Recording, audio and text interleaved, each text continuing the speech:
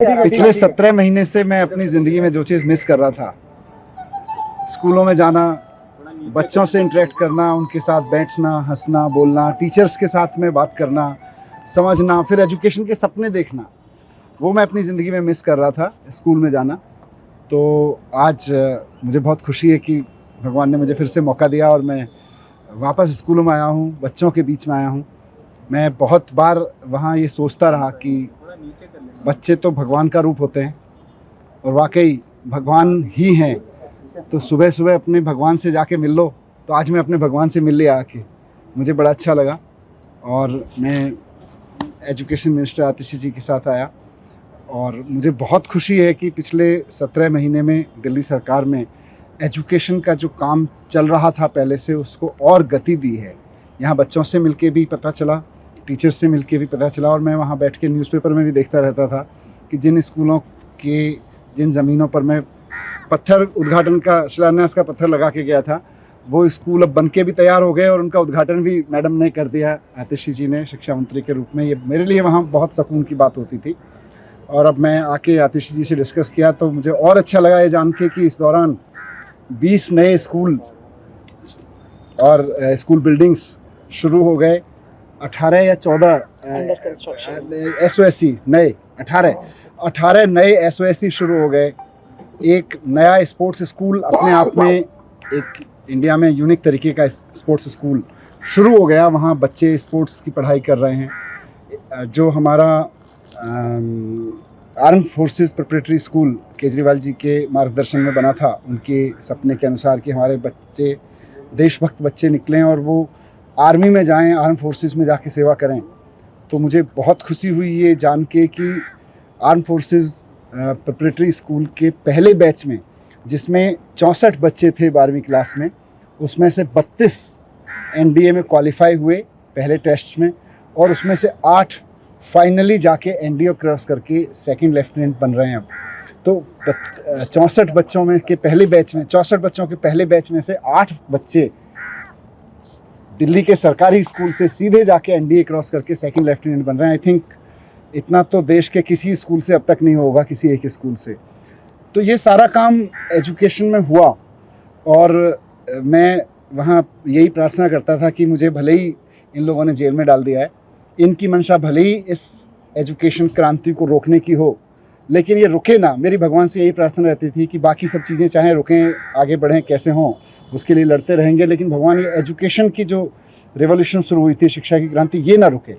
और ये रुकी नहीं।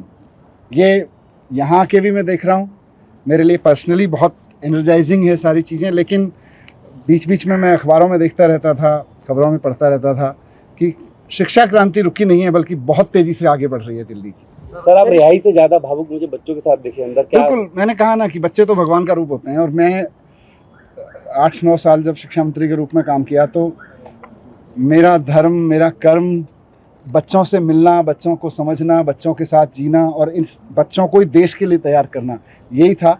आज वापस मैं उसमें आया तो मुझे लगा 17 महीने से सबसे ज़्यादा चीज़ कोई अगर मैंने मिस की तो वो ये थी, आज वो भी पूरी हो गई। एक चीज़ समझने के डिप्टी CM जब आप थे तो भी कि अभी ये झंडा फहराने को लेकर भी कंट्रोवर्सी चल रही है और विवाद इस तरीके का कि आतिशी GAD चाहता है आतिशी झंडा फहराए, और CM ने जो चिट्ठी लिखी थी, जेल प्रशासन कह रहा है कि चिट्ठी नहीं लिख सकते किसी भी तरीके की आधिकारिक अंदर जेल से।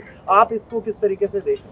देखिए, ये बहुत ही अनफॉर्चुनेट है कि स्वतंत्रता दिवस जैसे पावन अवसर पर इतनी टुच्ची पॉलिटिक्स हो रही है।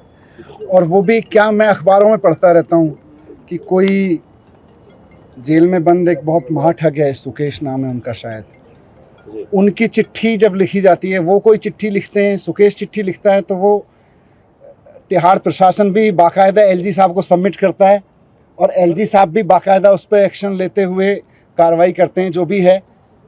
और जब दिल्ली के चीफ मिनिस्टर चुने हुए चिट्ठी लिखते हैं तो तिहाड़ प्रशासन भी और LG साहब तिहाड़ प्रशासन को कहते हैं खबरदार जो अगर इनकी चिट्ठी भेजी।